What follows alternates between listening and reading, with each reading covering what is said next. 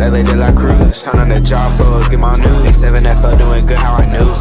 All-Pro JAFFos, the All-Pro JAFFos sports. They speak facts, you talk smack, you get sacked. Come tune in, sit in chat. Sport you like, they speak all that.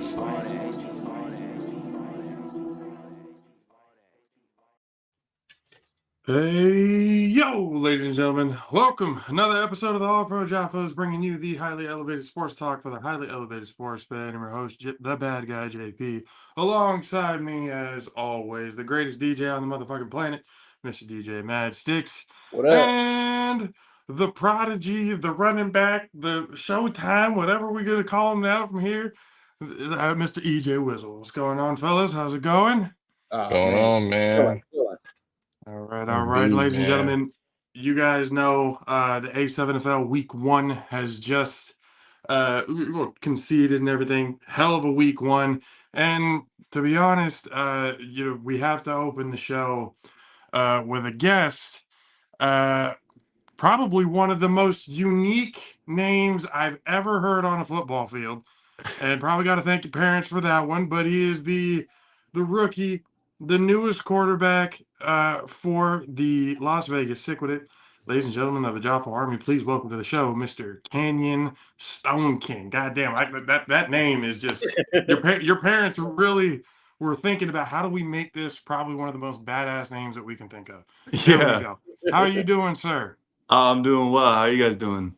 Doing well. It had a great first week. We saw obviously what you were able to do with Sick this last weekend on Sunday, handing the Hunters a pretty nice ass whooping, 50-12. A lot of the questions that were coming into this season was how was Sick going to be able to do and to cope with not having Geary, who'd been their QB the last 2-3 years, and lo and behold, an unknown QB that has an incredible name comes up and just decides to light up the scoreboard for the team. So it's just just flat out now on the scene. People know the name. It's kind of hard to forget. First thing, appreciate you for being on.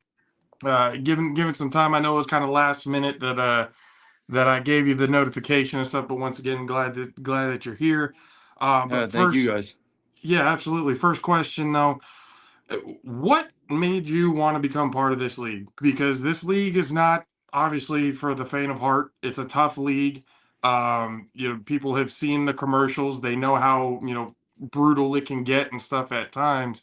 But what made you want to become a part of this league, and how did you end up with Sick With It? Well, after I got done playing football, I started, trade school and went into like becoming an electrician and whatnot. But you watch football and you still want to play. You know what I mean?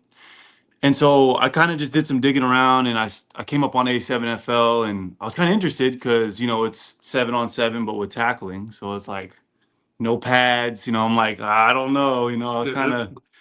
It's kind of brutal, it's funny. When I first brought it up, I showed my mom. I was like, ice cream truck. Look at this guy. No, thank you. No, thank you. And I was like, but I don't know. After just some thought and some years and realized how bad I want to get back on the field, I kind of just started to pursue that. And here I am and Sick With It. I just happened, as I was going through the A7 and trying to figure out how to join, I got in contact with Derek. And he just eventually texted me and was like, hey, there's a spot available if you're still wanting to play. And I said, absolutely. And here I am. They gave me a shot and I stuck with it. So, I mean, they gave you a shot and you definitely showed out. Thank you. Sick With It's their offensive player of the week. Just looking at it going, because again, a lot of the questions, even during the broadcast, was going like, where the hell did this guy come from? Like, what did he just they did Sick With It didn't skip a beat, if anything, and this is no disrespect to Geary whatsoever, Not but at it all. almost looked like the Sick With It kind of moved in a little bit more of a high powered direction. So for those who obviously don't know where you came from, don't really know the story, what's the background? Like, where were you at before this? Well, so I went to I'm originally born and raised in Vegas. I went to Liberty High School, and so I played for Coach Morocco. Graduated in 20, and then I went to a small JUCO after high school. Didn't really get recruited. Um, Kind of just played there, and then realized, like, you know what, I'm done. Whatever. Just kind of just moved on from the sport, and then, like I said, went and started making money, become an electrician, and then, like I said before, that I still want to play. I'm still young. I can play still, and then yeah, and then here I am. I just kind of let it work itself out, I guess you could say. Still got Yeah, that itch, yeah, definitely. I exactly. know, That I itch, know the real feeling. itchy. Definitely know Yep, the feeling. Um, exactly. but for your first time back to be in a league like this is Yeah. it's pretty intense. It's a bit of a learning process for most. Um, but again, you kind of came in and just almost like a veteran already. Just like what has the turnover process? Like, how long did it kind of take you to be? Oh, yeah, actually, I can actually do this. Like, this is actually something that I can actually excel at. Well, I don't know. I just kind of went out there and played. I just it's 7-on-7, and so I played 7-on-7 before, but like I said, nothing like this. And so I Right. kind of just took that, and I don't know. I like with the flag football thing that I was doing before, like the adult for fun, and I kind of just took that onto the field, and I just went out and played, and just played how I usually play, and it kind of just worked out for me.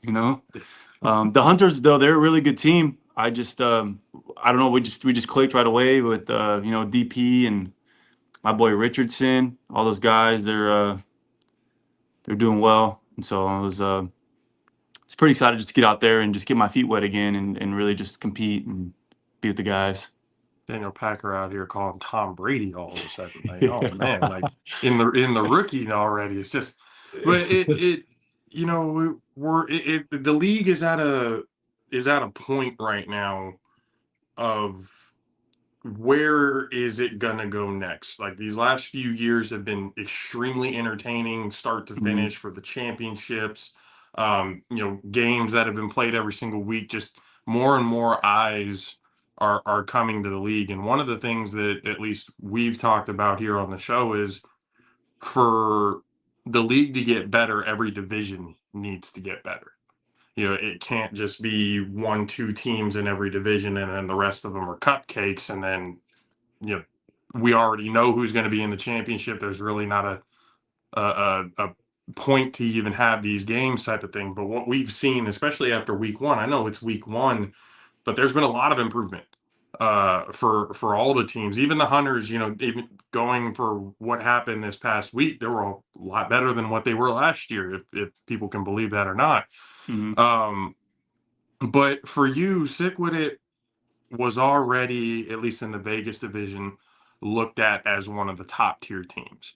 So, what do you think? I mean, we've seen it week one, but for the people who haven't really gotten to be able to watch you play, what is it that you bring to this team that you feel is going to propel you guys to the next level, to start being, what, we are as good as the Insomniacs, we are as good as the BIC and the U and the Animals and everybody else on the East Coast.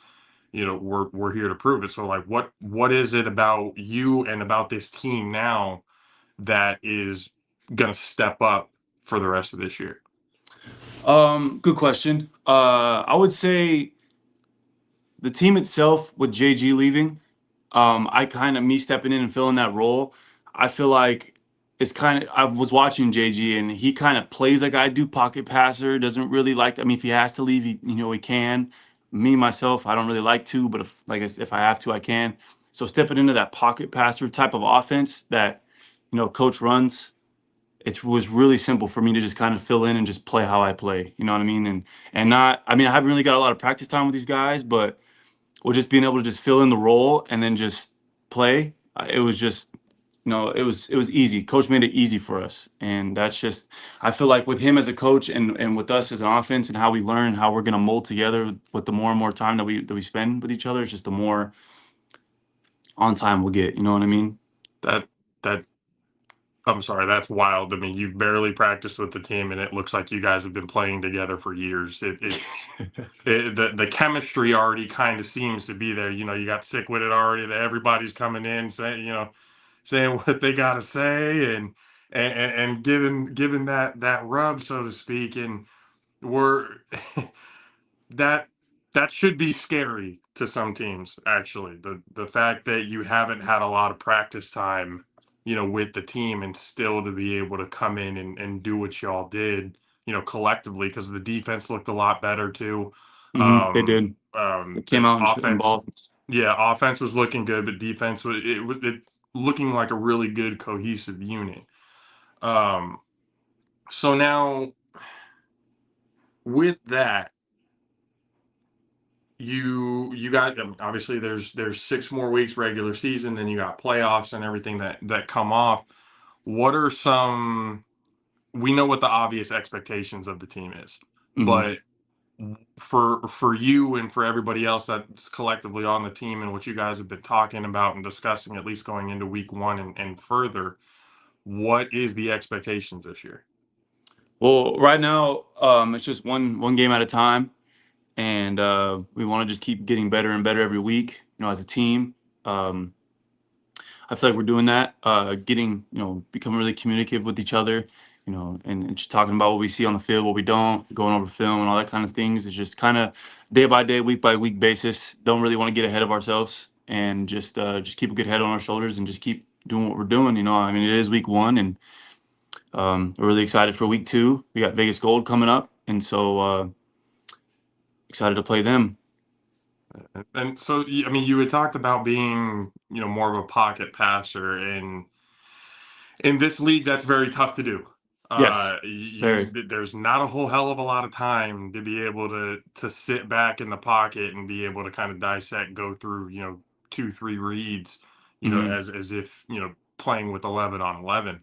So as a pocket passer, what were some adjustments that you had to make in order to be a little bit more comfortable? Good question. Well, shout out my offensive line. They did a really good job of alerting me of who is coming and who's not, and who they're going to be able to get and who they won't be able to get. So knowing that, pre-snap is very huge for me, because then I know where I need to get the ball out and where, you know what I mean. And so as a pocket passer, knowing my pre-snap reads have to be pretty on point. Because if they're not, like you said, I only have maybe 1, maybe 2 reads to get, or else, and then I gotta start. They're coming because I only Right. have maybe 2 blockers. So just just getting the mind game involved a lot more than what it needs to be. Obviously, 11 on 11, the mind has to be 100%, but just kind of got to take it a little bit further to make sure that my pre-snap read is there, and want to get the ball where it needs to be, to the right guys in the right situation. So Well, it's that communication is, and that's one thing that I don't think people understand when it comes to this league. Because I mean, I've seen it in the comments, all the videos and stuff we posted up. Everyone's like, "Oh, like this is diabolical, barbaric. This is it." There doesn't seem to be a whole lot of thought that goes into it. But just like 11 on 11, I tell people, and I'll die on this hill, football players are some of the smartest individuals that you will ever see, yeah. because of the fact of all of the information that needs to be processed within just a few seconds before we're all go. Hmm. And especially in this situation where, again, 7 on 7, 3, sometimes 2 down linemen, depending on if a tight end breaks out for a route or not.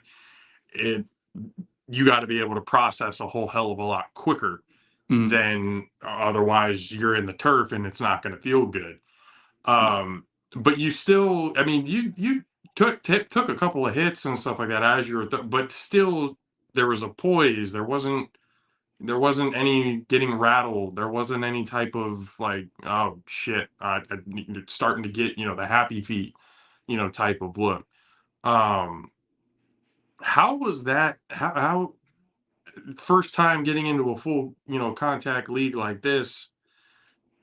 how do you be able to keep that poise? Like how do you prevent yourself from, oh shit, I got to get out of here quick to, all right, cool, calm, collected, ice in the veins. This is what we do. Let's go.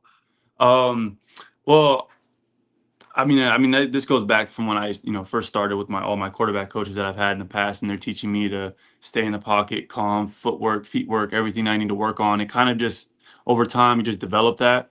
And with 11 on 11, you're getting hit too. You know what I mean? Even you got pads and helmet on, but I mean, you're still getting hit. It sucks. So Yeah. just it does. So kind of just building on this and the A7 and coming in here and knowing that I can get hit, I just still keep that same mentality of, I gotta get, my feet, gotta get them set, I gotta get the ball out. Everything still the same mentality. It's just no pads, no helmet. I can do it quicker. That's Ha- all. Have have you been like I mean, obviously contacting the players. It definitely seems, especially in the comments here, that you've definitely got the full team and everything behind you. But has there been anybody else, maybe either behind the scenes or on another team, anywhere else that you've kind of reached out to kind of get a better feel of what the game is about when you came in? Not at all. The only close thing I would say would be the flag football that I was doing, but that was just really just with a group of friends. It was really just for fun, just to kind of, keep us in shape or whatever. But that would be the closest thing that I would say to A7, but obviously it's with flags and not, tackling. So I don't know. Like I said, it just with all the memory that I've had, playing the game, it kind of just translated around to the field. Have you ever played 8-man indoor football? Never played 8-man, no. Never played indoor. I would Has like there been to. was that I mean, it, it's hard for me to believe that as great as the A7 is, and we're big fans of the league. Obviously, we've covered it, for the last 4 or 5 years. But that couldn't have been your first choice. Like, were you looking at other maybe indoor leagues, any other like outdoor like semi-pro stuff? Was there anything else that you had your eye on? So the Nighthawks, they had an open tryout. I was really debating on going to do that. Um, I talked to one of the coaches there, and they told me they wouldn't take me. I would have to go back to college and get film, and I wasn't good enough. So I was like, all right. So I kind of just took that, and then I was like, I guess I'm just done playing. And then this happened, so I was like, maybe I'm not. So Where one door closes, another door opens up. That's for yeah, damn sure. it's weird. And Yeah. I'm sorry if anybody's going to see, especially like arena teams and stuff now. Look at the film, guys. It's there. For someone to, and you kind of hear those stories a lot, like, "Oh, I was told I wasn't good enough," and then all of a sudden you get into another situation and just balling out. So it's just kind of one of those. You didn't let the rejection, so to speak, kind of deter you from finding a spot. Yeah. Um, so now you're in the A7. Week hmm one has gone by. What are the feelings like? Like, is it a good feeling? Is it a holy shit, we can make a deep run? Is this like, oh, I finally found a home? Like, what's the feelings like after 1 week of playing in the A7? It's a lot of emotions. Reason why is because I haven't played in 5 years. It's first time on the field, an actual like televised, and we're live and all that kind of stuff. Body hurts, just kind of recovering from that. But all smiles, really. I'm really loving where I'm at, where I've landed. The guys I'm around, they've taken me in, like you said. I've taken them in. They're all amazing group of guys. I can't wait for the rest of the season. We're gonna have a good season. Um, I'm really excited. Hopefully, we can shock the world. See what's up. I mean, the only team that's beaten the Insomniacs in the last 2 years have been the Sick-Witted. Yeah. So that was and I'm very sure the Insomniacs are well aware about what you guys are bringing to the table, especially this year. They don't hmm seem to be a team that, I mean, they tell everybody they're just better. I mean, and that you hear from Munchie every single week. And then so far they have been. That's just they've proven it. So what do you guys feel because there's a good rivalry being developed within these two teams between Sick-Witted and Insomniacs. So what is it that you're going to bring to the table that kind of elevates the rivalry and actually makes the Insomniacs think, all right, no, we actually need to be on our A game? Well, shout out to Insomniacs. You know, they're a great team, 2-time back-to-back champs. They're no walk in the park for sure. No, I mean, zero team is any walk in the park really. But to piggyback off the Insomniacs, just I guess just try and beat them. You know, they're a really good team, and it'd be nice to start that rivalry. You know, in order to have a rivalry, you got to win, you got to lose. We'd like to win. Hopefully, we can keep on going that. They don't like to lose. You can see they don't like to lose. They don't really lose. And so I just feel like it'll be a really competitive game and between two competitive, very, very competitive teams. And so I'm just, I'm excited to go through week 3. We have Vegas Gold coming up first, so we're worried about them. And then we're gonna worry about Insomniacs. And then hopefully we'll see them in championship. Oh, you guys are definitely going to see them. That's for sure. That week 3 matchup is going to be a barn burner, to say the least. If I'm not mistaken, they may have that game as one of the games of the week for week 3. Kenyon, I mean, there's not really much more that we can, really say to the masses that they haven't already seen, and that I just wanted to at least get you onto the show here to, get more of an introduction, because we like the growth of the league. We like seeing new players coming in and, making a name for themselves. We like, seeing the league grow, especially the Vegas division, coming from where they were to where they are now. The competition has definitely improved, and just know that you're a part of that process. So keep doing your thing. Anytime you want to come back on the show, like we've told everybody else, once you're here, it's Jaffo family for life. So whenever you want to come back, talk some ball, talk the rest of the season, by all means, sir. Just shoot a little message and we'll see what we can do. Cool. Thank you guys so much for having me. I really appreciate it. Absolutely, ladies and gentlemen, the quarterback of the Las Vegas Sick-Witted. Remember the name, because it's not hard to forget, Mr. Canyon Stone King. Appreciate you, sir. Thank you guys so much. All right. Let's see, what a name. I thought that was a nickname at first. That is definitely a name. How do I tell you? That when I first heard Dub say it, he's like, Stone King. I'm like, that's got to be a nickname. That's got to be some sort of nickname that they had given, like Stone, ice in the veins, almost type of. But no, that's really the name, and by God, that's definitely a football name, a football name for the books for sure.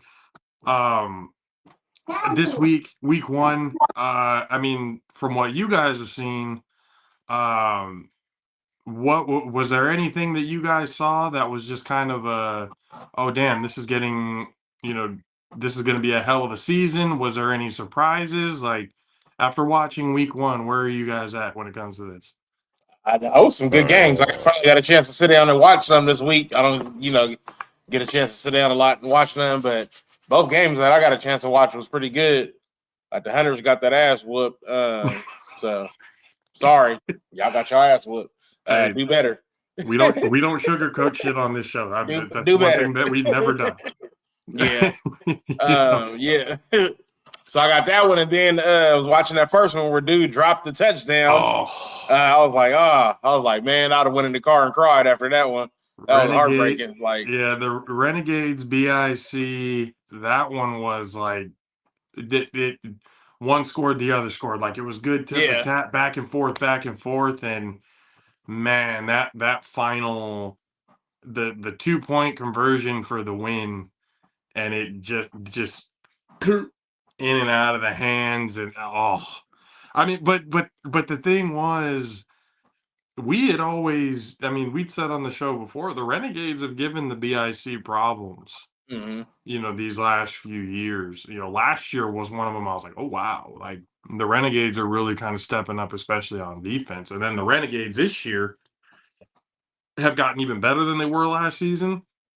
They're bigger than what they were. Like Megatron is, I think, 6'5", 6'6", and they have 2-3 other guys that are just as big as he is now. You know, You say he's 6'5", 6'6"? yeah, he's somewhere around there, like Golly. just big behemoth. And you guys can go on the social medias and check out one of the big men who had himself a big man with football moment, spin move, giving the Oh juice, yeah. just the whole thing. Was one of the more like viral videos that we've been having on our socials. But the Renegades, I mean, even though even though it's a loss, 39-40, the Renegades are looking pretty damn good. They're more explosive on offense. The defense has gotten a little bit better. I mean, it's really hard to stop the BIC. The BIC is just, it's one of those monsters that you can't stop them. You can only hope to contain them, and then you can hope at the last minute if you have the chance to be able to, to take that lead. But guys like Sterry Codrington, Ashanti Worthy, Kason Campbell, it's hard. It's just hard to stop, a team like that. And we can go down the list here. The Vegas Insomniacs just, whew, boy, Vegas Gold just, I mean, 78-0. Oh damn! See, I didn't even see that coming, but damn. Yeah, 78-0 is crazy work, especially with the mercy rule and everything intact. And I was watching the games and stuff with Mizzle, and Mizzle said, "Oh, I think they heard you from when we talked to Scooter last week." And I was telling him, what we got to get over this first half, just being nonchalant about shit and just foot to the gas pedal from start to finish. And goddamn, start to finish, it was foot on the gas pedal. Yeah. They held no prisoners. It was just an absolute throttling. I mean, again, 78-0. By the time the first half ended, I think they already had 50 plus in the first see, half. I wouldn't even came back out after halftime. I'm like, what's the point? and I'm wondering if they're going to make adjustments to the mercy rule, because if I'm not mistaken, and if Dub or anybody else or Matt Ryan, anybody else who's watching can give me an idea of what the mercy rule actually is. But I'm pretty sure if the team is winning by 35 plus by the end of the third quarter, it's over. It's mercy rule. Before the end of the third quarter, when it's up by a certain amount, I think it's still the 30, 35 plus. It's a continuous clock no matter what. But I mean, I'm sorry if a team is getting their ass whooped, 50-something-0 by the end of the first half, I think that's a sign to wave the white flag. All right, it's time to go home. Because you can even tell in that third quarter, there was no life. The life had already been 66-0. Thank you, Dub. 66-0 was the fucking halftime score. See, at that point, just we can't do this no more. We can't do this no more. We got to go home, regroup, and figure something out, because holy shit, 78-0. I've been on the receiving end of an ass whooping like that before. It's not fun. It's not fun at all. I mean, back in my JUCO days, playing at San Jose City, we played against San Francisco City, and they whooped our ass 77-0. All three of their quarterbacks, their QB 1, 2, and 3, had a day against us. That's how big of an ass whooping that was. So like, and it's not fun. You're just sitting on the sideline going, "Fuck! Like, when is this going to end? Like, when can we? Is the time? No, they scored that quickly to where there's that much time. Jesus, we got to just keep going through it." And 78-0, they've got to make some sort of adjustment. I understand by third quarter mercy rule, there's got to be a halftime mercy rule thrown in there somewhere. If it's 50 plus, if it's a 50 burger plus by halftime, we can call it a day. Pack it up, and we can get the next teams in here ready to go. The East Orange Renegades, Trenton BIC, 39-40. It could have been a whole different story. The Renegades definitely could have shocked the world with that 2-point convert. Yep, exactly. Throw in the damn towel, please. It's like that Simpsons meme. Stop. He's already dead. Stop. Is what I like to call a good old fashioned necrophilia. That's exactly what was going on. BIC 40-39. The Renegades, and that's why I think the Renegades are going to be okay, because it wasn't a loss that was necessarily decisive. It was literally a loss just by the unfortunate. We dropped the 2-point conversion to give us the win. So the Renegades are going to definitely be a team to watch there in the East Coast. The Patterson U took on the DC Buzz. Easy victory there, 52-14. The Old Bridge Hawks, the New Jersey Hawks, led by Mr. Corey Hammond himself, getting the win against the Indianapolis Octane, 21-13. Corey Hammond, for the first time in 2 years, finally gets a fucking W. I love it. Good job, Corey. Hopefully there's more, because the Hawks were looking good. They were definitely looking good. Corey was looking good, getting himself a little truck stick in there. Running people over, throwing while on the move. He wasn't looking like old man Corey. He was looking like a few years younger. He said it himself. He's probably gonna have to lose a little bit of that gut, but tell Corey the Jets better not have a better record than him at the end of the season. I don't know if that'll be possible. Yeah. But the Hawks looking like a good team. Got a lot of good crafty veterans there.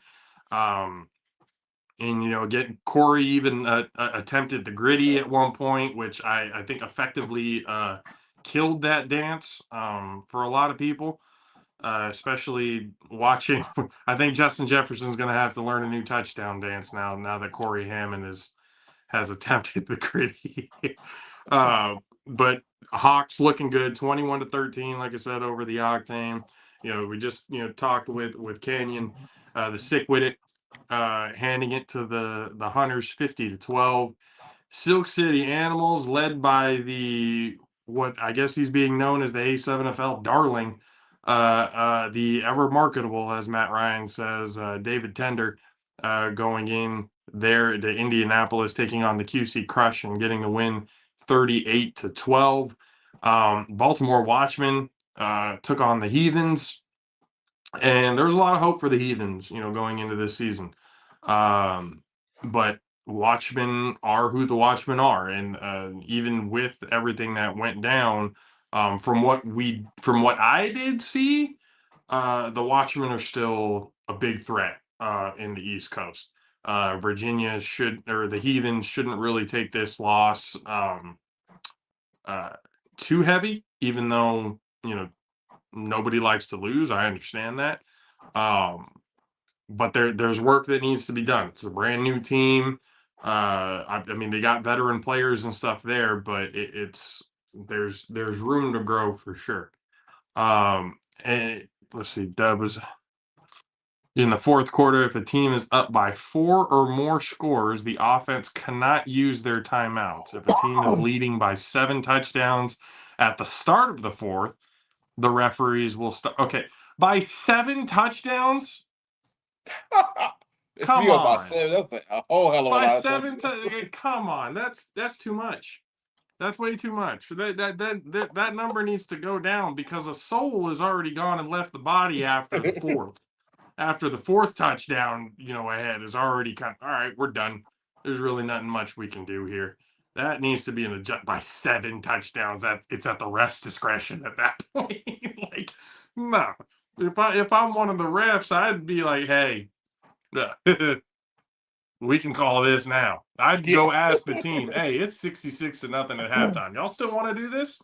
You sure you want to do that? All right. You just remember that you said that you wanted to do this, but by rule, If you haven't figured anything out by the time the third quarter ends, we're fucking done. We're calling it. We're throwing in the white flag, and we're standing over Apollo Creed's body with Drago going, if he dies, he dies.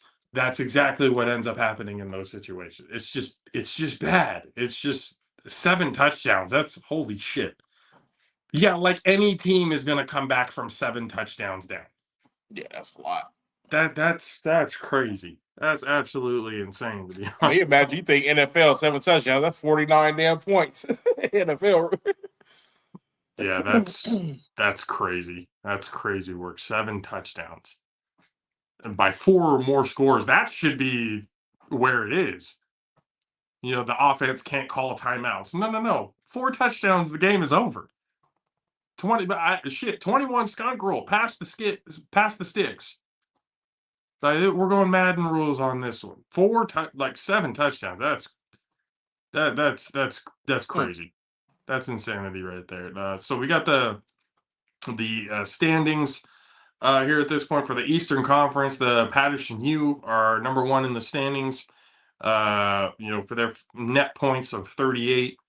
The 1-0, that 52-14 kept them there. Silk City Animals are the number 2 team in the Eastern Conference. Baltimore Watchmen at 3. The Hawks are statistically ahead of the BIC in the rankings here. And I know with the power rankings that come out every week, that's not how it's set. But statistical stats that I'm looking at right here, the Hawks are ahead of the BIC. Corey Hammond, a team led by Corey Hammond, is ahead of the BIC at the end of week 1. We've definitely crossed into some sort of time loop. We've gone into a different dimension. Something has happened. But the BIC there at number 5. Renegades right behind them at number 6. Octane at 7. The Heathens at 8. QC Crush at 9. And the DC Buzz down at the 10 spot. Western Conference standings. Obviously, the Las Vegas Insomniacs standing at the top of the mountain after a 78-0 ass whooping. So the net points is 78. Number 1 team, Sick With It. 40 points behind them, but they're at number 2. The Silver State Stealth have not played yet. They will play this coming Sunday, so we'll get a chance to see that team and what they look like this coming week. The Hunters are down at 4, and the Vegas Gold bottom of the barrel with a points against a 78. I mean, you can't really blame it. It's the Insomniacs. It's a team that will just, when they feel like it, and I'm just gonna say it now, when the Insomniacs feel like showing up, this is what happens. Even Scooter said it, and I'm not even putting words in anybody's mouth. This is what Scooter said.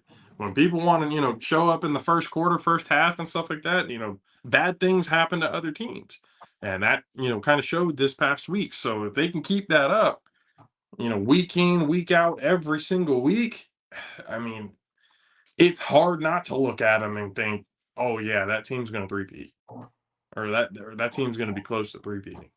But then you have, again, Sick With It, who came in and looked as good as they did with a brand new quarterback, hasn't really had a whole lot of opportunity to practice with the team, and after week 1 dropping a 50 burger. Like that's pretty impressive. And like I said, that should scare teams. That should strike a little bit of fear going, oh, if this is what they look like when they haven't really figured it out yet, imagine what it's going to look like when they do. So again, I'm looking forward to that week 3 matchup between the Insomniacs and the Sick With It. I feel like it's going to be a barn burner. We'll see if the defenses, or at least the Sick With It defense, can be able to keep the Insomniacs off the board as much as they were, this past week against the Gold. But I mean, this week, It definitely was a good week of football. We were heavily excited um, coming into week one. It was really good to hear Matt Ryan and Big Rob on the call. Great to hear Chris and Dub in their element again for the Las Vegas side. And it's just this year is shaping up to. I mean, after week one, there wasn't really a whole lot of surprises other than the Renegades damn near beating the BIC, which would have thrown the entire league on its head week one. Um, but it's going to be a good year. The competitive side out there in the East Coast is looking really good. I know the Hunters, even though again that it was a 50-12 ass whooping, they still look better than what the Hunters did last season. You guys are going, how can you possibly be better than? Go watch the film from last season. You'll know exactly what I'm talking about. So, I mean, they're getting better. We'll see what the Stealth look like. As far as I understand, that they have a good veteran team, especially with when the Force folded. So a lot of the guys from the Force are now on the Stealth. So we'll see how that team ends up turning out. Um, they've got the Hunters this week. So the Stealth and the Hunters are taking each other on. The Heathens and the Hawks are taking each other on there in Asbury Park, New Jersey. The Renegades are going to be taking on the Octane. And that'll be we'll see where the Renegades really are at, offensively and defensively and stuff like that once that goes in. The Octane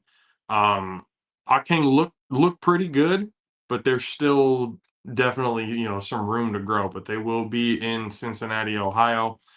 So the Renegades will see if they can travel well against the Octane, because that's going to be a big thing. That's another thing that we have talked about here when you're having to travel. How many guys can show up? So we'll see what the Renegades look like come this next weekend. The Watchmen taking on the Buzz. You've got the Gold taking on the Sick with it. And Gold need to figure something out. And if the Gold can't figure it out, they're about to be on the receiving end of another 78-0 ass whooping, because the Sick with it looks good. And if the Gold haven't figured it out yet, they need to do some sort of soul searching when it comes to this week, because that's going to be, you got another team week 2 that can put up 50, 60, 70 plus. Can you be able to step up and prevent that? And we'll see. Then you have the Silk City Animals taking on the Patterson U, which that is going to be a really good game. The Animals were looking strong. The U is looking like typical Patterson U. So that's going to be another good game. I'm not sure if it's a game of the week game, but we'll definitely see. And then the BIC taking on the QC Crush. The Crush or y'all, they're in for a world of hurt with the BIC if they can't figure something out as well. They put up a decent fight, against the Animals. But I think they're out their best, or one of their best players this last week with Bots. I think looked like a knee injury when he went down. But that he was looking like one of the best players on that team, and he's already out, week 1. And then it was after he went out, the rest of the game went out. So it was kind of, you really got to see how much he meant to that team. So now you're taking on the BIC, which is, arguably one of the best teams in the entire league, who are probably going to be pissed off at the fact that they almost lost to the Renegades this last week. And to be honest, I think that might have shocked the BIC a little bit. If it didn't, it should, because with all the expectations of the BIC,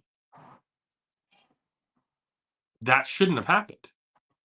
No, That should not have happened.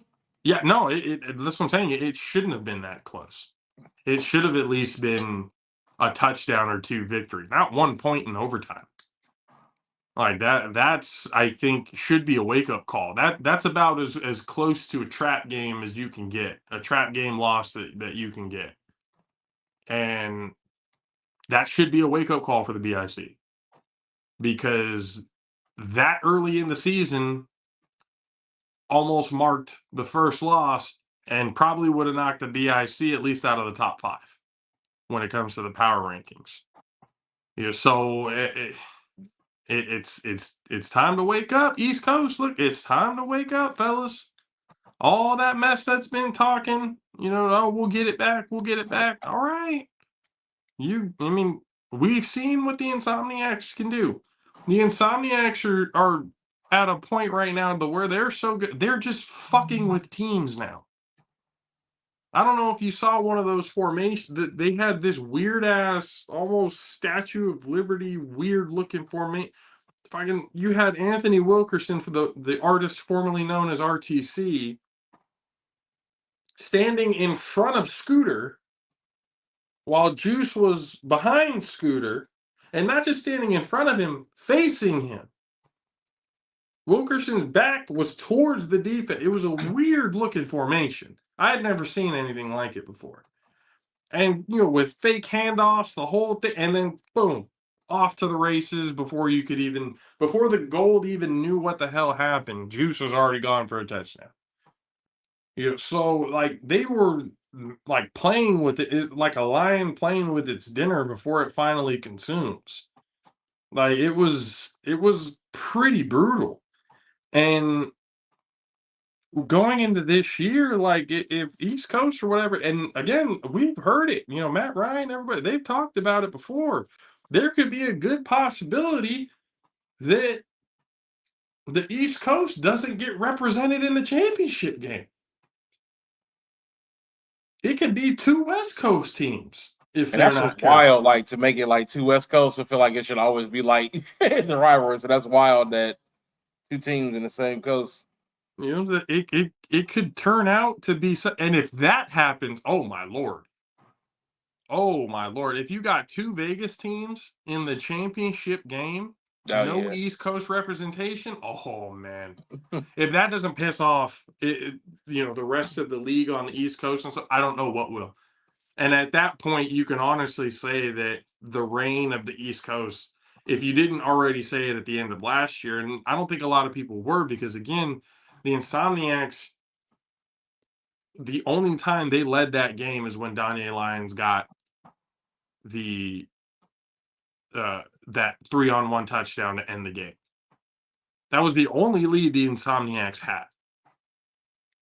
So now, I don't see the Insomniacs being down. Like even after watching the BIC, even after watching the U, watching the Animals, that's not the same anymore. That's not the case.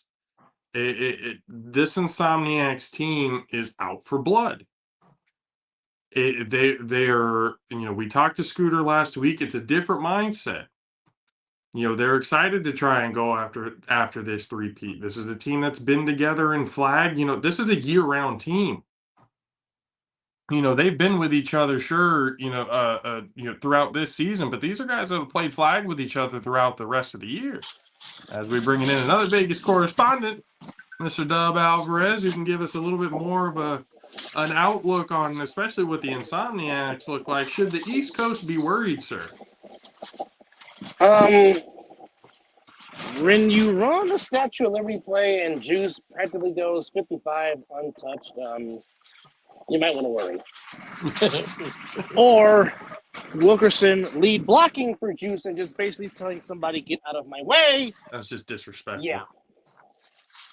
Anthony Wilkerson at fullback is disrespectful. Juice has slimmed down tremendously, already looking like he's they look like carbon copies of each other. It's not thunder and lightning, it's thunder and thunder. They are both like big human beings that are fast as shit and run through people. Yes.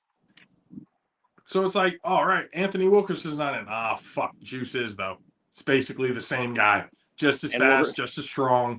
And Wilkerson's lead blocking. God help you. Like they were kind of playing around with a lot of stuff. So that's why I look at it and I go, East should be worried. And they haven't even introduced their newest offensive lineman, who I've been told, and Coach JB told me this himself. He says he's bigger than Kenny Mack. I'm like, excuse me? I'm sorry, he's what? Bigger than Kenny Mack. That's straight up from Coach's mouth, not me. Yeah. Yikes. He hasn't even made his debut yet. So, yeah. So, wow. I mean, nobody's going to be touching Scooter at that point. Holy fuck. Well, I mean, if they really decide to go heavy jumbo with him, Mack, and then Big West, Big Oos, that three-man line? Yeah, okay. It's like, screw throwing the ball. We're just going to run power all game long. Stop it if you can. Good luck. And they would still probably be scoring at the same efficiency as if they were passing the ball. Oh, yeah. Again, they put up 78, and Danye Lyons didn't even play. Did Davick play? Yeah, he played. I was about to say, like, they didn't have to, like, most of the starters, like, Munchie got that one touchdown. He played, and I think he caught, maybe one or two conversion passes. I know he's caught one for sure. But, yeah, Wilkerson had one touchdown. Juice had two. Munchie had one. William Caldwell, who had a very good debut, the Insomniacs Megatron, formerly of the Golden Kryptonite, he had a 3-on-1 return and an interception, so he had a very nice debut for the Insomniacs. Moses Smith, who was playing up front in the D-line, had a very nice debut. And now that D-line has even more rotational depth because Chris McWilliams looked very good. He even caught a conversion showing off his hands on Sunday. I mean, it's to the point where literally Eric Schufert Jr. went into the booth, did PA announcement, then came on and gave us a very nice halftime interview while they were putting up 66. But again, I really can't speak of how good Stone King was in his sick debut. I was just about to ask you, like, what was your? We just had him on. Like, he seems like a really humble. Like, he's about his business for sure. Yes. But the name fits. Yes. Like, from what you saw with him, like, what was it about his game that kind of tells you that the sick-witted are actually like even better, even more high octane, so to speak, than they were before? Well, first off, his poise stands out first and foremost. Even though he did take a couple of sacks, he still got back in the pocket, stepped up.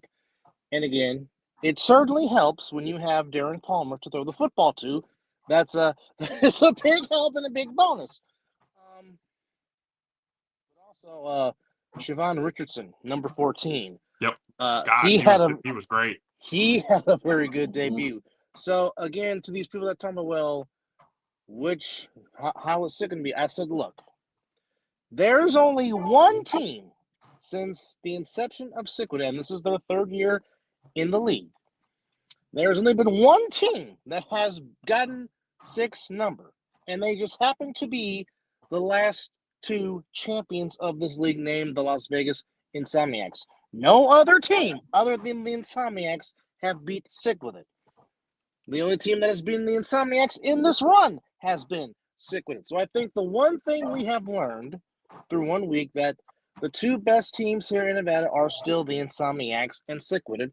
And if you want to come down to the quote-unquote Western Conference, it will still come down to the Insomniacs and Sickwood. Although I am very anxious to see the Stealth on Sunday and see their debut and see how they try to mesh it all together with a little mixture of the Force and a little mixture of OTT.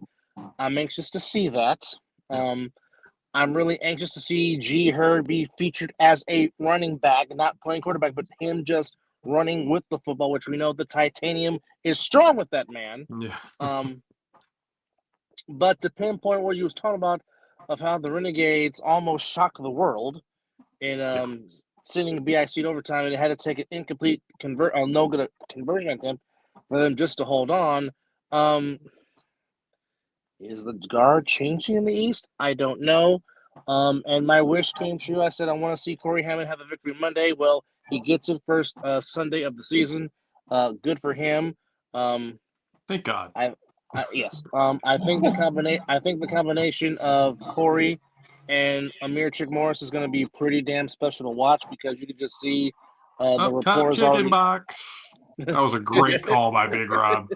You can see the rapport is there with those two. So I'm anxious to see this combination grow as the season grows. But the Insomniacs just basically said, you know what, we're not gonna be lethargic. We're gonna hang up 66, and by the way, put up 78, and basically go take the week off next week and go prepare for Sick in week 3. Which, of course, whenever Sick and the Insomniacs get together in the regular season, it never disappoints. It really doesn't. Not one time have I looked at that game, that type of game, and go, "Oh yeah, I'm not interested."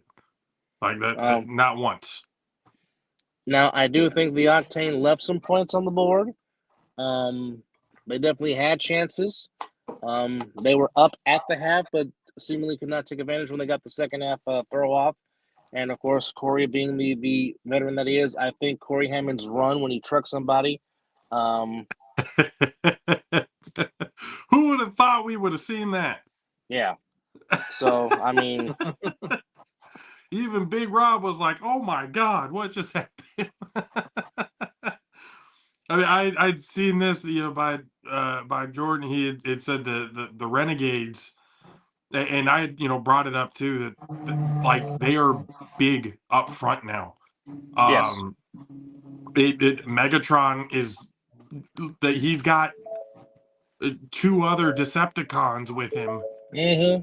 on the defensive line that are just as big and just as athletic as he is. So the Renegades have definitely got better. Their QB is I didn't pick up the QB's name, and that's on me. I gotta pick that one up to figure out more about who he is. But the Renegades team looked different, And also what Jordan said that I forgot to mention, but he also said the running back from Sick, yes, William Alexander, formerly of the Force, wearing the number 24, definitely looked like he was Marshawn Lynch with the way he ran the ball on Sunday. Definite great pickup by Mark Gray to add him to that repertoire of the offense. Also good to see Devin Houston back in there.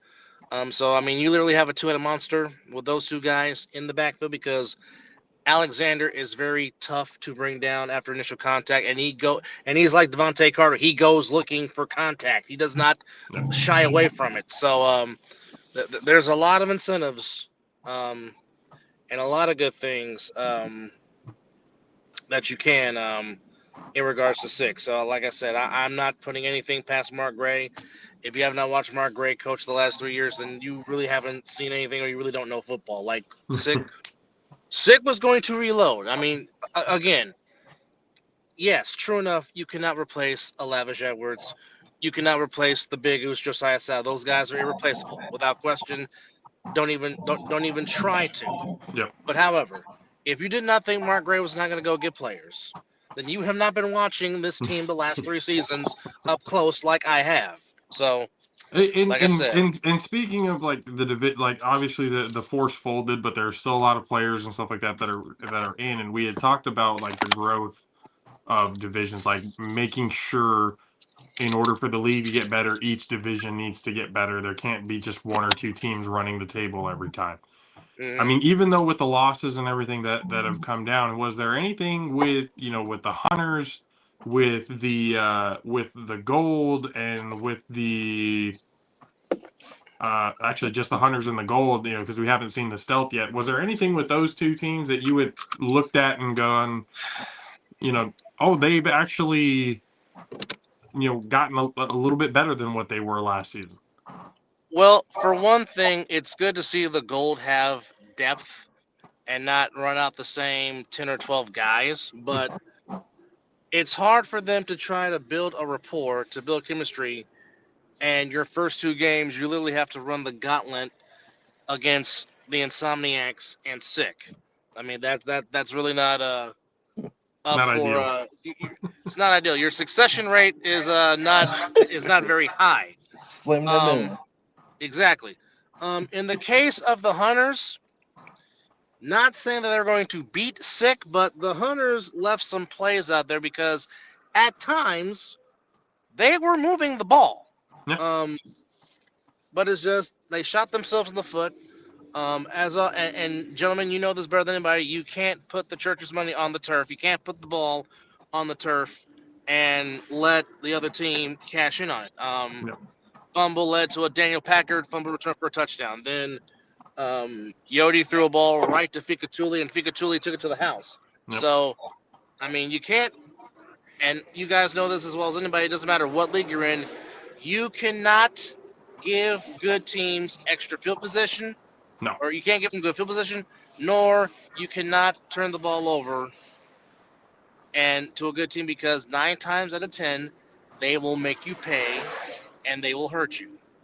Like I said, I mean, I think when the Gold and the Hunters do play each other, I think that game will be very, very entertaining. Might even come down to the last wire. So I'm anxious to see that matchup because I think those will be two evenly matched teams. But it's just hard when you have to run the gauntlet to start the season trying to build something against the two best teams in the division. So Yeah, it's not very how they say spiritual lifting when you're getting your no, ass whooped. 78 to nothing. There's not really a whole lot of, like you said, chemistry that can be built off that. no. But to be honest, good teams find the silver lining in losses, especially big losses. If you're looking to grow as a team, you have to be able to find the silver lining. And okay, what are some things that we did good? We obviously know what we didn't do good, but we obviously played the best team in the league. So what can we take from this and improve on and go, okay, well, we did that right. We did that okay. We moved the ball here. We did, but, like kind of like the Hunters, we shot ourselves in the foot in this situation. We had the potential to do something here, but we didn't get it done because of, one thing or another. So being able to find that silver lining in what was obviously a shit show, week one. And again, it's really, really hard to get your team like, hey, let's keep moving, let's keep fighting when it's 66-0 at the half. Like that's not a game you're going to be able to rah and get everybody up and we're going to fight till the very end type of game. I mean, I don't know about you, Mad Sticks, but I probably would have packed it up.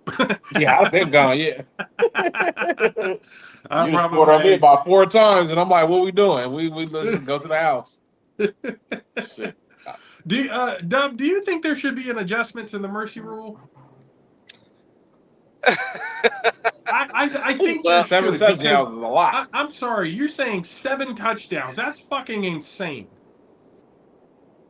By touchdown 4 or 5, it should already be looked at as, okay, this is over. By 7, what team has a chance with 7 touchdowns? Hell, by 5 touchdowns. I mean, you're not wrong, but I am not part of the rules committee or I'm not part of the competition committee. As they say, that is above my pay grade. But I mean, it's very demoralizing. After 30 minutes of football, you're literally down 66. There are no 66-point touchdowns in football. It still counts as 6. So, I mean, I know some people are probably going to want this revisited. Because I mean, we're gonna have to call it the pass the sticks rule. As a player on the team, I'd want to revisit it. I'm like, why do I want to keep sitting on the field getting my ass whipped over and over for? I'm like, just go home. But I know the rule is like by the end of the third quarter and this and that, but I think they need to add a clause in there for like the halftime. If you have 7 touchdowns by the end of the third, it should probably be 7 touchdowns by the end of the half. If you're down 7 touchdowns by the end of the half, or 66-0 by the end of the half, we can call it a day and go home, fellas. There's nothing more that we need to prove here. The Insomniacs at that point were see, and this is what the thing with the Insomniacs is like. I know I told Scooter to run it up, but I didn't. At some point, you can take your starters out and put your subs in. And if they did do that, then okay, put your third stringers in. They have enough depth. I know they have enough depth. So you might as well let the fans play at that point. Hey, get the kids on the field. Let's watch a little bit. Man. I'm pretty sure little Scooter Hamilton could probably throw a touchdown pass. And that's sad. That is sad. If you have Scooter Hamilton Jr. out there throwing touchdowns, it's a bad thing. We need to pack it up and reboot, because there's got to be some sort of clause in there for those types of ass whoopings. And I know they don't happen often. I'm not going to sit here and act like, oh, this happens every week. Well, I mean, sometimes with the Insomniacs, depending on who they play, it's every week. We put everyone in different. Yeah, okay, James. Different position. I'm talking about like fully sub. Your day is done. Grab some water. Have a Gatorade. Put your street clothes on and enjoy the rest of the game. We know putting everyone in different positions doesn't mean anything, because most of the guys that play for the Insomniacs can play everywhere on the damn field. Everyone's ATH basically on that team. So that putting them in different positions is not. That's not the same as complete substitution. It's not. But I know this doesn't happen very often, but it almost brings a question like, fuck, integrity of the game, right? Like the backups play. All right, well, your backups play, then your third stringers, fourth stringers, something. That's I'm not here trying to like knock y'all or say, like, I'm just saying it when it gets ugly like that. What is the point of playing another quarter?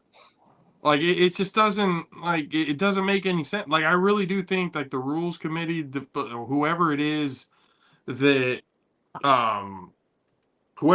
comes up with these, with the new rules or whatever, there should be looking into it. And again, it doesn't happen very often, but when it does, it's just at some point does it become a detriment to the league as a whole when you have games like this happen? Like I can understand if it was, if they had 78, but the Gold still put up like 30 or 40 or something like that. That's a completely different story.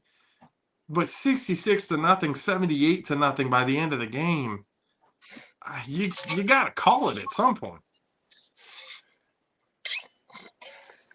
You can't call it a comeback. No, definitely cannot call it. You definitely cannot call it a comeback. No. There's no such thing at that point. Yeah, that's just there's got to be some sort of, because 66-0 at the half. Oh, well, we're going to give them an extra quarter to try and no, it's not. There's nothing that you can do. You can give another quarter. Hell, you can give a whole full fucking 4 quarters. It's not going to happen.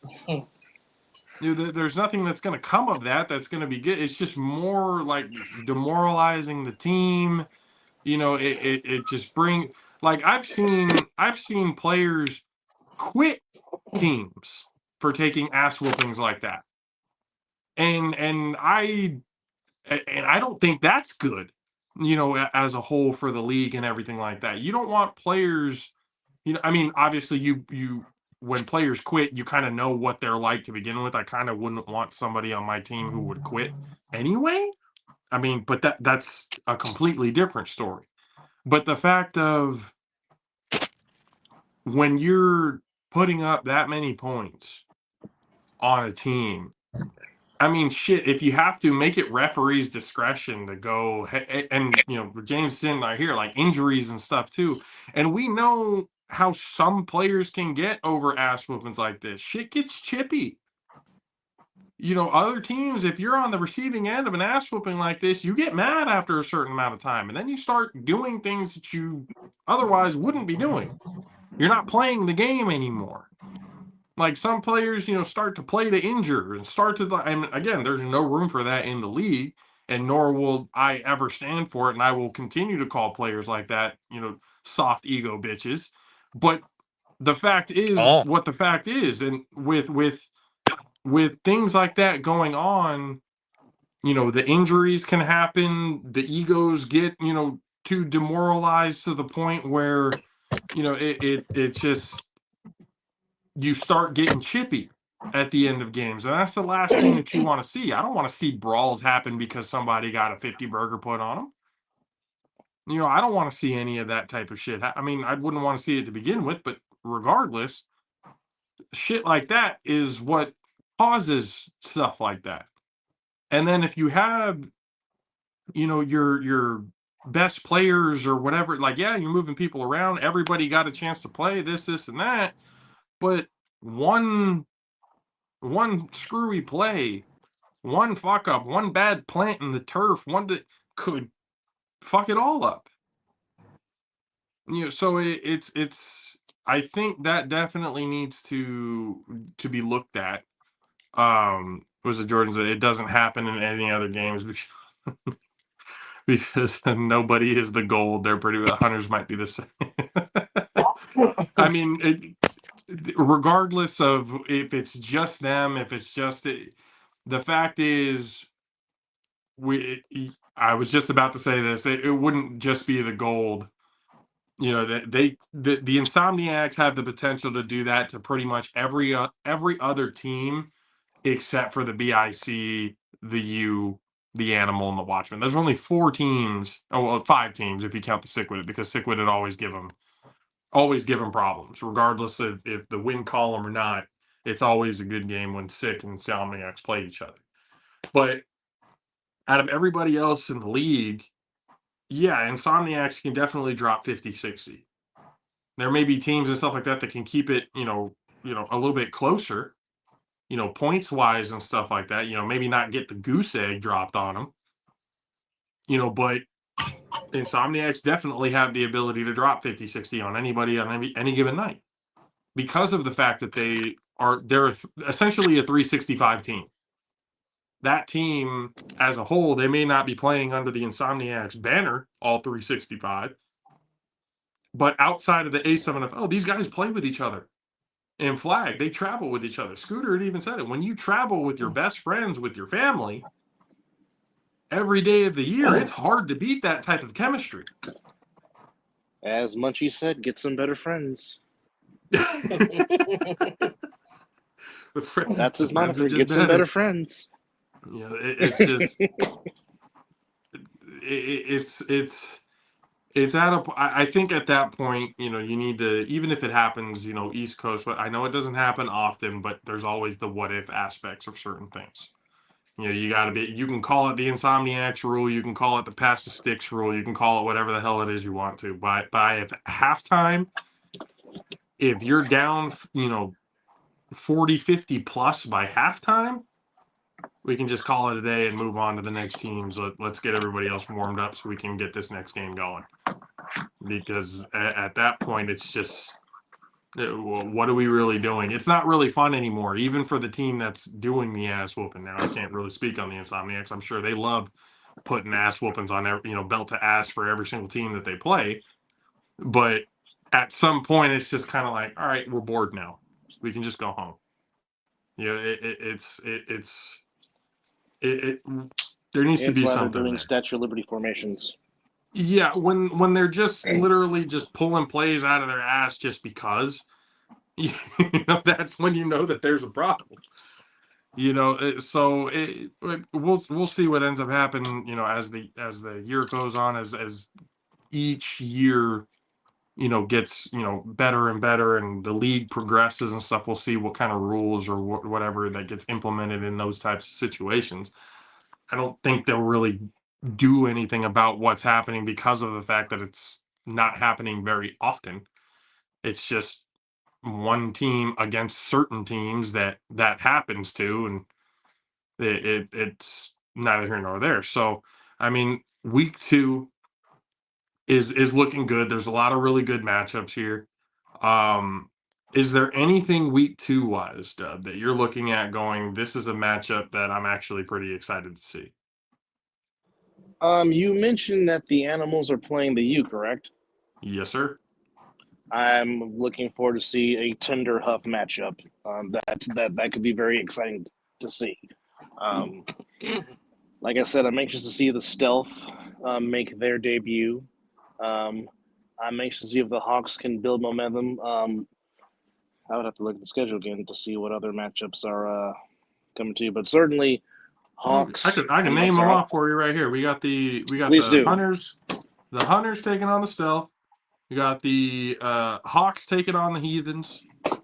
Let's see if Corey Hammond and the Hawks can get what they like to call, and I'd like to say this in the coach from Major League. That's 2 in a row. That's called a winning streak. Winning streak. So I'd love to see Corey go on a winning streak. It has happened before. It has happened before. Oh, you got, like I said, you got the Hawks taking on the Heathens. You got the Renegades taking on the Octane. You got the Watchmen taking on the Buzz. Gold taking on Sick With It. The Animals taking on the U, and the BIC taking on the Crush. Octane Renegades kind of piques my interest because the Octane probably felt like they gave one away. The Renegades felt like they should have won against the BIC. I'm anxious to see that one and just to see what kind of a game you'll get from both sides. Really want to see the Renegades off the line. I really want to see the Renegades quarterback play live. I want to see if the Renegades will travel well because they have to go to Cincinnati for this game. That's the big factor. If they can get the same thing that the Hawks did when they traveled to India, if that can work, then they might have a good chance. But that matchup really intrigues me. Yeah. No, by the way, Coach James wants to come on the show. We've got about 10 minutes left in the show, but we will definitely get him on the next one to talk more. Hey, does James. Darren Palmer play arena football too? Palmer? Yeah, I think he does. Don't he play for LA or not for Vegas, right? For the Kings? Yeah. Darren Palmer? Yeah. I don't know. Does he play arena? No. Yeah, DP plays for the Las Vegas Kings because Chris Vera, that's my what I thought. colleague, he's the wide receivers coach for the Kings. Oh, so we'll see them when they come down here against the Cali Gold. Well, they playing them this weekend, but they're in Watsonville. That's why I was asking. Watsonville this time? Yeah, it's like 2.5 hours away. God damn it! I know, because I was gonna sound like we should pull up on EJ, but that's who I was telling him about. I was like, I think Darren Palmer plays for the night, so yeah. Yeah, but would he come down and make that trip and still play Sunday for Sick? I don't know. If you're playing a Saturday arena game and then having to travel all the way back to Vegas, ain't nothing but a hop, a skip, and a jump. I mean, true. It ain't that far. That's true.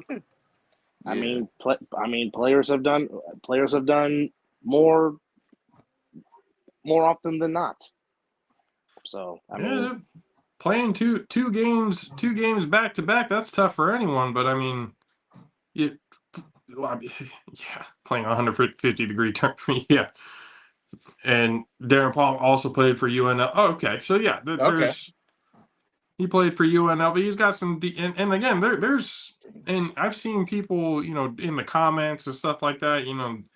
There are some athletes in this league that have been somewhere, have done something, but it's just one thing or another that's just why they're here now. I mean, shit, you even have Dominique Rogers-Cromartie that was playing here, in the A7 at one point. A handful of games, if even a handful of games, but nonetheless was still playing in the A7.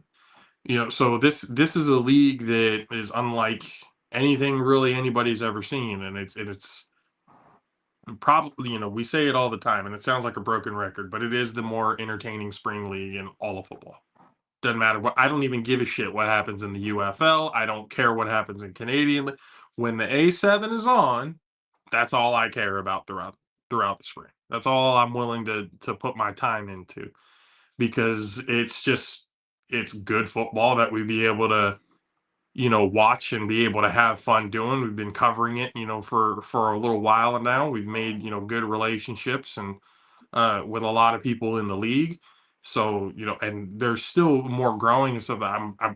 I'm trying to get collaborations with the A7FL on some of the social media posts and stuff like that we've been doing. They haven't been accepting. I asked Matt Ryan. It's not his call, so I got to go through the higher ups and everything. I got to get a hold of center and find out who the social media manager is in order to get that going. But there's definitely a lot in this league that is entertaining. It's fun to watch. High high action, high paced football, and you've got guys in there that they're making a name for themselves. I don't know what Canyon Stone King. God damn it, I just love saying the name. It's Canyon Stone King, and we're gonna there's probably at some point you're gonna have the wrestler Canyon's catchphrase for him. Who better than Canyon? That's just what's gonna happen. It's gonna happen. If we're not making it happen now by doing it, it's gonna happen at some point. But you've got guys that have a lot of talent who can play in other leagues, who can, because if you can play in the A7 and be effective, you're tough enough to play in any other league. Like, period. If you can play no pads, no helmets, tackle football, you can play anywhere else and you're going to excel, because it's a whole hell of a lot easier. 50 yards, going into arena and stuff like that, 50 yards is nothing, to a lot of these guys. So there's going to be, you're going to see more names, coming from this league, I think, that should be getting more respect and be getting looks, on different leagues. Or especially if, when the A7 isn't playing, them having opportunities to go and, play somewhere else. So it's an exciting league. I'm glad, week 1 is in the books. Week 2 is coming very, very quickly. We're going to see great matchups now, next week, and all the way up to championship weekend. And oh goodness gracious, if it is, I mean, they're saying 95% that it's going to be in Bullhead. So if it's going to be in Bullhead, I can't wait for another championship down there in Bullhead, Arizona. That's going to be fucking awesome, to go be a part of again. Now I was off air. Well, I was watching while you guys were talking about this, but I mean, that would be kind of interesting that if it ended up being an All West championship game. I mean, if that were to happen, like what would the changing of the landscape be there if that actually were to happen? The East Coast is in trouble. The East Coast would definitely be in trouble. The Northeast is going to have definitely some looking in the mirror to do, because if that happens, if you have 2 West Coast teams, 2 Vegas teams in the championship, it's going to be hard pressed for me to think that the East Coast teams are going to be making it to the championship because of the growth that's with the league. Again, there's already been talks that, it's West versus East. Okay, from when we talked to Matt Ryan, he said there's a possibility for West versus West, East versus East. Mm-hmm. So that, when we had talked to him before, he said that was a possibility. If that's the case, not enough people signed up and travel money, whatever it may be, and it's still going to be East versus West, then that's fine. It is what it is. But if that possibility were to happen, and if it became West versus West, then again, with the growth of the league, with the talks of divisions and stuff like that, getting into the state of Texas, bringing it here to Northern California, which we are going to advocate for until there is no more league. We're going to try and make sure that the entire West Coast, Pacific Northwest, and then some, gets in on it. And when that happens, the Northeast is going to be in trouble. And if they can still harp on, oh, well, we created this league, we made this league what it is, that's fine, but the torch gets handed off at some point. At some point, the younger generation comes in and takes over for the old ones. That's just how it happens. And with the growth of this league, I wouldn't be surprised if they do get involved. I'm just saying, if Texas gets involved, and it's as soon as next year, I tell people this all the time. Y'all don't want Texas to be in this league. That is not a problem that you guys want. Football is looked at very differently in that state. So that is not a problem that the Northeast or the West, that's not a problem anybody's going to want. I know how good, a lot of the teams are this year and in the league now.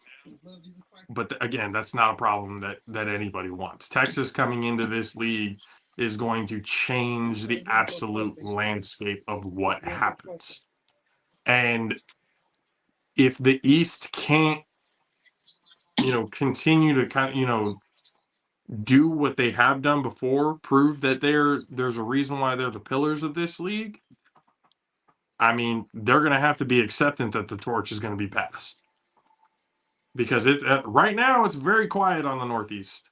There's not a whole lot of. It's more like let's handle business, and then when it's all said and done, we'll talk. Which I kind of like. I'm good that it's at that point, because really the Northeast has no room to talk about anything right now. They can talk bad about the bottom half of the division, because that's the low hanging fruit. That's the only thing that you can talk about. But there's probably two teams in this West Coast division that you will not be able to speak bad upon, because they can come into your house and compete and play well. So the East has a lot to do. They have the players and the talent to do it. It's just a matter of, can they get it done?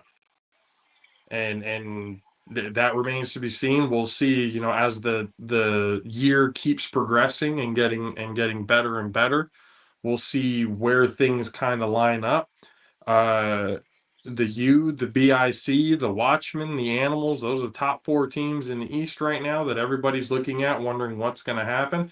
I still think when it's all said and done, the Animals are going to be at minimum the number 2 team in the East. I still believe that. But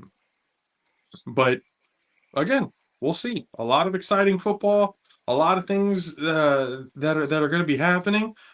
Get back with us this coming Friday, so we could get a little bit more of a preview on what happens this coming weekend. Hopefully we'll get some more guests and stuff as well. James, I got you on here. We'll get you in there next week, sir. The reason why Texas won't succeed is because have Florida problem flag. Okay, yeah, that's flag. This is different. When you're playing full on like the trust me, I'm from this. I know what football is looked at. Flag is not really looked at all that. Flag football is kind of in the state of Texas. You put tackle into it, it's a whole different story. Florida said the same. Yeah, I understand what Florida said. And Florida, I've had this conversation before. Florida, they've got a lot of great athletes, a lot of great speed. But the game of football is not looked at as religion. It's not that way. I definitely think not only are they going to succeed, they're going to excel. At the highest level. I really do. And if they don't, I can eat my words again. Never been a problem saying when I'm wrong. So not hard to find. Anybody has a problem with anything that we have said here? Oh, you're talking shit on my team. No, we're not. We're giving you the facts. You can give us some other facts. Maybe we can change our opinion at that point. But until then, we're going to keep saying what we're saying. Until we're proven wrong, it is what it is. So again, appreciate everybody for hanging out with us on this Tuesday night. See the Jaffo sweater. Yes, finally came in. Love it. Go to Jaffos TV to get your merch. There's 2 new shirts for the great DJ Madsticks. The don't tell Madsticks what to play, and never tell the DJ what to fucking play. Never. Just don't do it. Just don't do it. You want a good time? Don't do it. Just he knows what he's doing. Trust me. We wouldn't be calling him the greatest DJ on the fucking planet if he didn't. So we appreciate everybody for hanging out with us on this Tuesday. We will see you guys again come Friday night to talk more A7FL and then some. Dub, appreciate you for coming in, sir. Mad Six, obviously always a pleasure. Oh yeah. Stay Canyon tuned. Stay tuned. Some shit is in the works. Stay tuned. Oh, God damn it. Stay I tuned. want to say it, but we'll hold it for another time. There's exciting shit going down. There is exciting stuff going down. So be on the lookout for that. Tomorrow, another episode of the Botched Initiative, D&D campaign of the Sable Knights happening 7 p.m. tomorrow. So catch that. And then once again, Friday, 2 episodes are going to be popping up with Madsticks. The episode 2 I gotta re-upload, and then episode 3 will be coming up soon, so be on the lookout for that.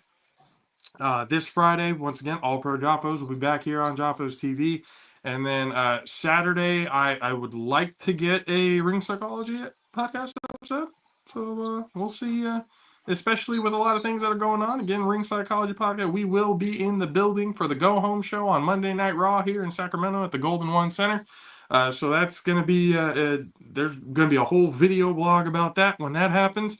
So stay tuned. A lot of exciting things, everybody. And once again, if you have an idea for a podcast or whatever it may be, and you're looking for a platform to get on and be able to talk, get a hold of us. Again, we're not hard to find. Go to Jaffos TV, wherever your social media on YouTube. Be sure to like, share, and subscribe. Let everybody know where all the fun and all the real shit is going down. We know what we're talking about, people. We know this because all of them, the talking heads, talk about what we talk about days after the fact.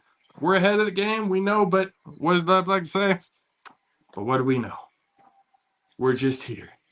So we'll see you guys again on Friday. Have a great rest of your week.